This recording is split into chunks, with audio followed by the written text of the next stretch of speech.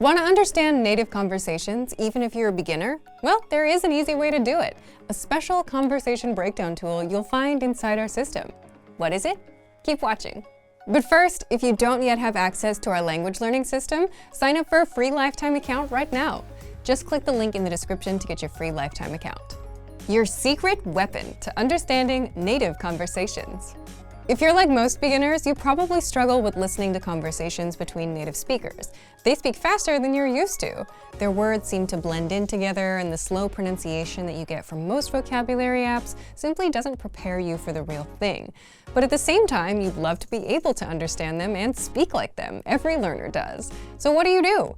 Well, most learners just leave it as, I'm just not good at listening or speaking. But if you're learning with our system, where you learn from everyday conversations, you get a special tool inside every lesson called the line-by-line dialogue. You'll find it inside all of our audio lessons, and it helps you master the conversations in the lessons fast, even if you're a beginner. So how do you learn with it? How to learn with the line-by-line dialogue. So what the line-by-line dialogue does is it breaks the lesson conversation into manageable chunks, one line at a time, and you'll find it right below the lesson. Here's what you can do. First, instead of getting overwhelmed by a whole native speed conversation, you can just listen to each line one at a time, as many times as you want. Just press the play icon. You can also read along as you listen so that you don't miss a word. And you can also review the translations to understand the meaning.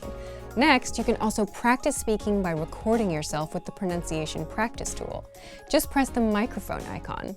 This records you saying the line and plays it side by side with the native version. That way, you can compare your pronunciation with the native speakers and keep refining it. So how does all this help beginners master native conversations?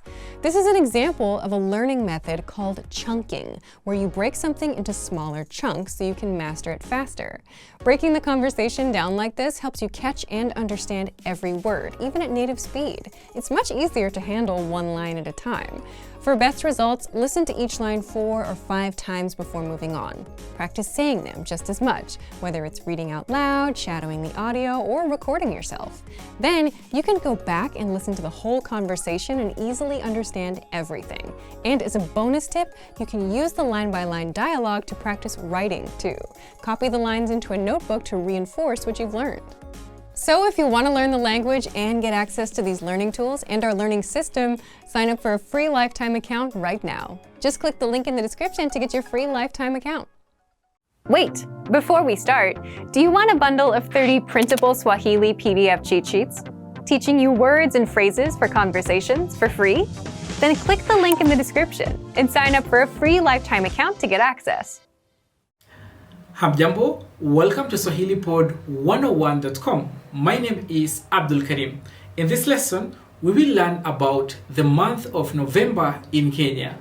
I will tell you about the weather during this month, events that happens during this month, different activities that you can do during this month, and places you can visit during this month of November in Kenya.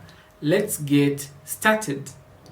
Gundua uzuri wa Kenya katika mwezi wa Novemba. Novemba ni mwezi wa kipekee kwa Wakenya na kwa wageni ambao wanatembelea Kenya. Hali ya hewa ni nzuri na unaweza kutembelea sehemu tofauti tofauti na kuna vitu tofauti vya kufanya.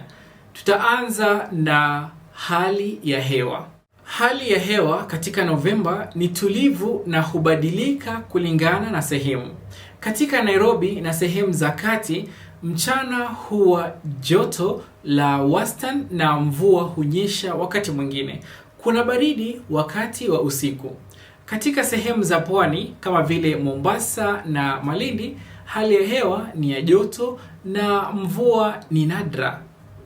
Katika sehemu za nyanda za juu kama vile katika sehemu ya Aberdare, hali ya hewa ni baridi na mvua ya mara kwa mara hutokea. Hii hufanya mandhari huwa ya kijani na ya kupendeza sana. Umati na gharama. Novemba inajulikana kwa utulivu na gharama nafuu. Watalii ni wachache na shule bado zinaendelea. Hii inamaanisha kwamba kuna watu wachache katika sehemu za kitalii na kwenye mahoteli. Ingawa gharama si za chini sana kama msimu wa mvua, bei za malazi na huduma za kitalii ni nafuu zaidi ikilinganishwa na msimu wa kilele. Maeneo bora ya kutembelea katika Novemba. 1. Nairobi. Utafurahia vivutio vya mji huu kama vile makumbusho ya kitaifa, makavazi ya Nairobi, soko la Masai na migahawa ya kifahari. Pia unaweza kutembelea mbuga ya kitaifa ya wanyama ya Nairobi ili kujionea wanyamapori. 2. Masai Mara. Ingawa msimu wa uhamiaji wa nyumbu umepita, hifadhi hii bado inatoa mandhari ya kuvutia ya wanyama na mazingira yenye utulivu. 3. Pwani ya Mombasa na Lamu. Fukwe za Mombasa na historia tajiri ya Lamu huleta uzuri wa kipekee. Fukwe safi na tamasha za kitamaduni za Mombasa na Lamu huleta raha isiyosahaulika. 4. Mlima Kenya. Kwa wale wanaopenda matukio ya nje, wanaweza kupanda mlima huu maarufu. Mandhari ya kuvutia hufanya safari iwe ya kipekee. 5. Ziwa Nakuru na Ziwa Naivasha. Kwa wapenzi wa ndege, maziwa haya ni vivutio vya kipekee. Flamingo huonekana wakirembesha mandhari ya maziwa haya. Shughuli za kufanya katika Novemba. 1. Safari za wanyamapori. Utafurahia utulivu wa Masai Mara, Amboseli na Samburu, huku wanyama wakionekana kwa urahisi zaidi kutokana na mandhari ya kijani. 2. Kutazama ndege. Ndege wahamiaji huwasili kwa wingi katika mwezi wa Novemba na maziwa kama Naivasha ni vivutio vya shughuli hii. 3. Kupanda Mlima Kenya. Wakati huu idadi ya watalii ni ndogo na hali ya hewa ni rafiki kwa shughuli za kupanda mlima. 4. Kushiriki tamasha za kitamaduni. Katika mwezi huu, tamasha la Mombasa na tamasha la Lamu hutoa fursa za kufurahia muziki, sanaa na vyakula vya kitamaduni. 5. Matembezi ya kiasili. Sehemu za milima kama vile Aberdare hutoa nafasi nzuri kwa shughuli za matembezi ya kiasili. Matukio muhimu katika mwezi huu wa Novemba. 1. Tamasha la Mombasa. Tukio hili linaleta pamoja muziki wa jadi, michezo na sanaa ya kiufundi. Ni nafasi nzuri ya kujifunza kuhusu utamaduni wa pwani. 2. Tamasha la Lamu. Lamu inaadhimisha utamaduni wa Kiswahili kupitia mashindano ya mbio za punda, mashua na tamasha za vyakula vya pwani. Kenya katika mwezi wa Novemba ni mchanganyiko wa utulivu, mandhari ya kuvutia na matukio ya kitamaduni. Hii ni fursa nzuri ya kugundua uzuri wa nchi hii bila shinikizo la msongamano wa watalii. Funga mizigo yako na ugundue uzoefu usiosahaulika wa Novemba. Thank you so much for watching. Which activity would you like to participate in during this month of November in Kenya? Write your view in the comment section. Asante sana. Please don't forget to like this video, share and subscribe to this channel, swahilipod101.com. Kwaheri. Now that you're finished with this lesson, don't forget, as a free bonus, you get over 30 conversation cheat sheets, but only if you sign up via the link in the description. You'll learn how to have flowing conversations and how to answer the most common questions. You can also print out these colorful cheat sheets to keep as physical study material. So don't miss out on this free gift.